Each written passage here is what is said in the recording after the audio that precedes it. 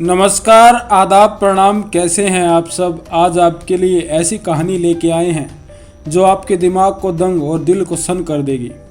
कहानी एक घर की जिसमें 2 कातिल और 4 लाशें।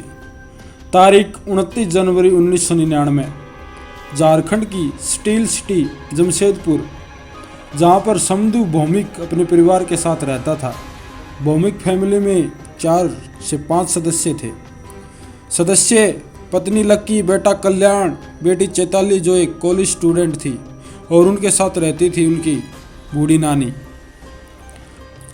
चैताली एक दिन कॉलेज से जल्दी वापस आती है और थोड़ा बेचैन और घबराई दिखाई देती है। लग रहा था कि जैसे चैताली किसी का इंतजार कर रही थी। थोड़ा समय बीतता है और थोड़ी देर के बाद दरवाजे पर एक नौजवान साथी दिखाई देता है। चैताली उसे देखकर बड़ा खुश होती है और भागकर दरवाजे की ओर जाती है और मंद आवाज में उससे बात करती है, और थोड़ी बातें करने के बाद वह छत पर चली जाती है जहां पर उसकी बूढ़ी नानी आराम फरमा रही थी। बूढ़ी नानी को आराम करते देखकर चैताली बूढ़ी नानी पर हमला कर देती है। बूढ़ी नानी कुछ समझ पाती उससे पहले चैताली ने तकिए से सांस घोंटकर अपनी बूढ़ी नानी की हत्या कर दी। कारण किसी को नहीं पता कि चैताली ऐसा कर रही थी। चैताली ने अपने नौजवान साथी के साथ मिलकर अपनी नानी की लाश के अलग अलग टुकड़े करती है और उसे बोरे में भरकर रख देती है।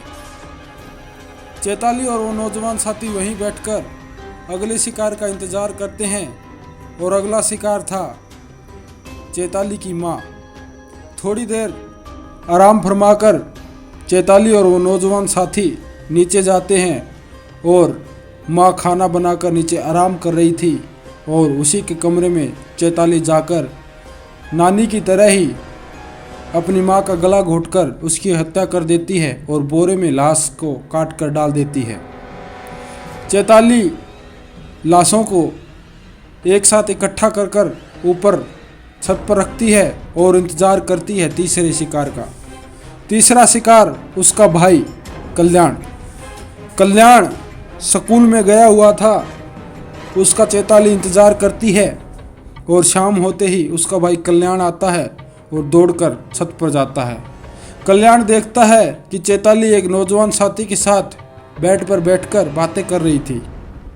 कल्याण कुछ समझ पाता इससे पहले कल्याण पर दोनों मिलकर हमला कर देते हैं और उसकी हत्या कर उसके लाश के अलग अलग टुकड़े कर देते हैं। अब तक नौजवान साथी और चैताली ने अपने परिवार के 3 सदस्यों को खत्म कर दिया, और चैताली खुश दिखाई दे रही थी। अगला और लास्ट शिकार था उसका पिता समधू भौमिक। समधू शाम होते ही घर को लौटता है और अपनी पत्नी लकी को आवाज़ मारता है। घर में सन्नाटा देखकर समधू थोड़ा घबरा जाता है और चैताली से पूछता है कि घर वाले कहाँ हैं। समधू कुछ समझ पाता इससे पहले चैताली और वो नौजवान साथी उस पर हमला बोल देते हैं और अपने पिता की हत्या कर औरों की तरह लाश के टुकड़े कर एक बोरे में डाल देती है।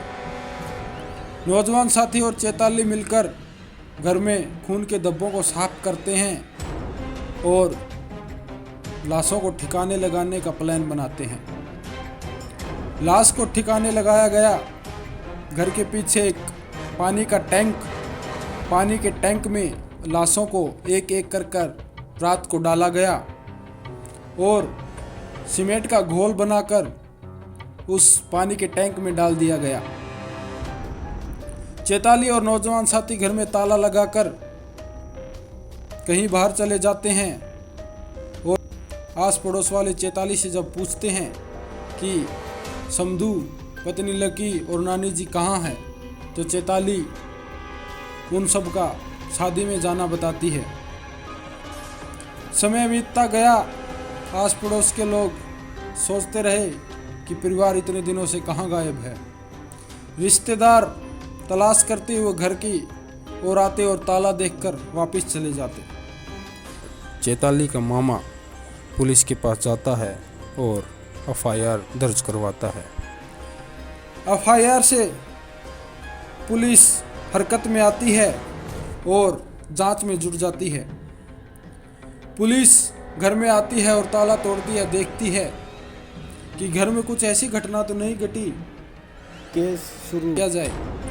लेकिन जब पुलिस पीछे पहुंचती है, पानी के टैंक में सीमेंट का घोल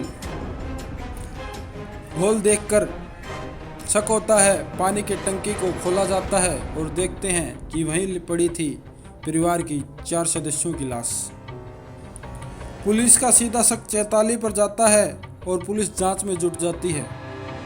थोड़े दिन जांच चलती है और चैताली और उसका नौजवान साथी रिजवान खान पुलिस के सामने सरेंडर कर देते हैं। और चैताली बताती है, मैं और रिजवान खान एक साथ प्रेम करते थे और मैं रिजवान खान के बेटे की मां बनने वाली थी।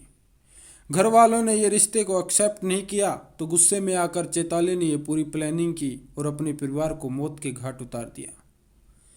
वो बेटी जिसे प्यार मोहब्बत से उसके पिता ने पाला था, भाई ने प्यार दुलार कर बहन की रक्षा करने की बात कही थी। नानी प्यार दुलार, माँ प्यार दुलार करती रही, लेकिन बेटी का प्यार कहीं और चला। 13 मार्च 2021 को रिजवान खान और चैताली को जेल में डाल दिया गया। कोर्ट ने उम्र कैद की सज़ा सुना दी। जब चैताली और रिजवान खान हाई कोर्ट का दरवाज़ा खटखटाते हैं तो 21 जनवरी 2003 को सज़ाए मौत से बदलकर सज़ा उम्र कैद में बदल दी जाती है। थोड़े दिन बीतते हैं, समय आता है 2018, उसमें हाई कोर्ट ने सज़ा कम कर उन्हें रिहा कर देती है। चैताली कोर्ट से रिहा होकर चैताली और रिजवान खान आज भी अपना जीवन यापन करते हैं।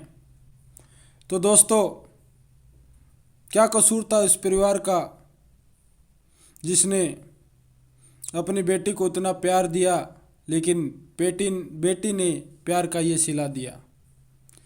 आपने इस स्टोरी से क्या सीख ली, क्या समझे, आपको ये स्टोरी कैसी लगी? नेक्स्ट स्टोरी किस टॉपिक पे होनी चाहिए? हमारे चैनल क्राइम कथा को लाइक एंड शेयर करें और चैनल को सब्सक्राइब करें। ऐसी अलग अलग और इंटरेस्टिंग स्टोरी आपके लिए लेके आते रहेंगे। ज़्यादा से ज़्यादा शेयर करें और हमारे साथ जुड़े रहें। धन्यवाद।